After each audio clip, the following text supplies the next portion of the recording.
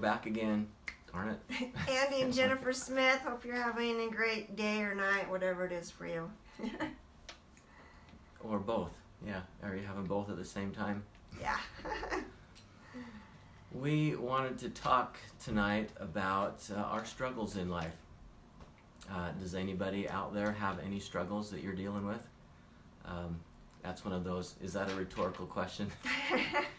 Yeah. Because we know we all struggle, right? Whether it's in your jobs or school, education, spiritual growth, in relationships, struggles. We all have something that we're struggling with. And as we've worked with people in helping them through some of their struggles, we find out that people are experiencing a lot of emotions surrounding the struggles they have. And it's emotions like stressed, anxious, frustrated, depressed, overwhelmed. It's all these negative things associated with our struggles. And I think we feel those kinds of emotions with our struggles because we're missing the point. I was working with a client recently, and as I asked him questions and we were trying to discover and dig and find out how to move on, he was struggling to come up with a description of what it was, and he was describing this and that and how it felt, and he says, but I get it, I know, the struggle is the point, and then this and that. And I said, wait a minute, back up, say that again. The struggle is the point. And we stopped and focused on that for a minute. That rang true to us. The struggle is the point. But why? Why do you think that is? Why do you think the struggle is the point? Story time. I gotta share a story. So imagine a struggle of just being diagnosed with cancer. So this is a true story. A woman had been diagnosed with cancer. She'd been given, so many months to live. And she decided, okay, I'm going to accept that, and I'm just going to go off to Hawaii and enjoy my last few weeks or months. And so she did. She flew to Hawaii, and while she was in Hawaii, she decided to go for a swim in the ocean. And while she was swimming in the ocean, she ran across, or we should say, something ran across her. It was called a shark. A shark attacked her pretty severely. And of course, she ended up in the emergency room with a lot of repair work to be done. And something about that struggle triggered something in her. Literally strengthened her to feel like, I want to live. I don't want the cancer to take me. I don't want this shark attack to take me. And she changed her perspective, changed her attitude. Not only recovered from the shark bites and that attack, but she recovered from cancer and was here long after the doctors said that she would be. I think that's pretty amazing. So we struggle because we're putting effort into making something better. We want to improve something. We put effort into it, and so we feel the struggle, right? We feel gravity when we try to leave the surface of the earth, right? You don't notice it too much when you're just walking around staying on flat ground. You try to go uphill, you try to go vertical, leave the ground, you feel gravity more. So when you put effort into improvement, that's when you feel the struggle. So something that people tend to, I think, confuse is we think that success is overcoming the struggle, getting past it, getting on the other side, and I think there is an element of success in being able to overcome that, but what is your reward? It seems like our reward for overcoming a challenge is walking through the door to the next challenge, right? So if you get this, so we put forth effort to improve, and so we notice a struggle. But that effort is the very thing that leads to change, it leads to growth. The reward that we get at the end of the struggle doesn't really do that much for us. It's that growth from our effort that is really the biggest level of success. So if you think about that, you're going to approach your struggles in life from a whole different attitude. That the biggest success, the biggest point to the struggle is the growth and the change that it causes in you. So that kind of reminds me of studies they did around families, and to find out, okay, what families are happier?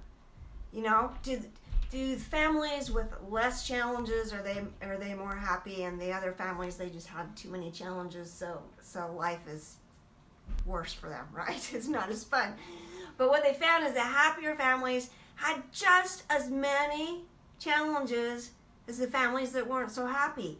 The difference they found, the happier families were able to get through those struggles faster and overcome them faster, and as he said, before they met the next struggle. And I think that there are some keys to being able to do that. And I want to go back to that idea of the woman with the shark attack and this idea of resilience. And what they've also found is families that share stories about their ancestors, or even mom and dad sharing stories about their tight budget when they first got married and dad's trying to get through college and all that.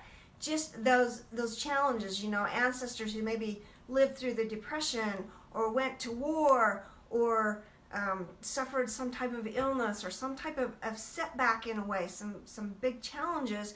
When we share those stories with our kids, it helps them feel more resilient when these challenges come up and feel like, oh, well, my great-great-grandfather, he was able to survive through the Depression, so certainly we can survive pinching pennies as we're getting the husband to get through school or whatever, right? And so these challenges really can be a blessing if we deal with them right. And so I just want to share a few of my tips. My tips is, number one, is have faith in God. Faith that He is there guiding you, because we all face opposition. We all have these struggles and challenges.